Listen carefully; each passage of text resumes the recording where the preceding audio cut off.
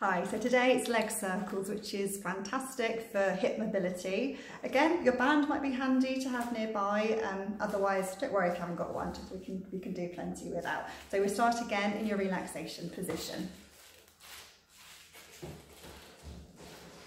Set yourself up neutral and parallel, maybe with your head cushion.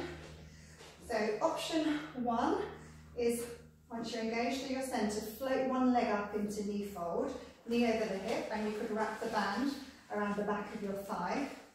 Elbows on the floor, forearms up, so we've got good alignment through the wrist. And initially you can just let that shin dangle. Other leg stays active, the hip stays level. If it's comfortable for your back, you could extend that other leg away. But just breathing, scooping, you're going to stir that thigh in the hip joint, keeping the pelvis as steady as you can. And then make sure you do some the other way. So between 5 to 8 repetitions. Okay, if you can, you could extend that leg into your knee fold. I'm just swapping over legs to show you on this side. Band can go over the arch of your foot. Have a little hamstring stretch while you're there. So just taking a few breaths in, still with good alignment through the upper body.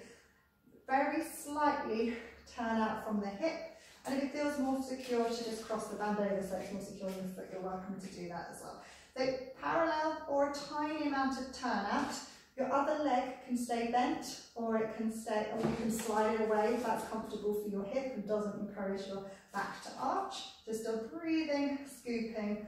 We're going to stir that leg in the hip joint only as wide as you can keep your stability.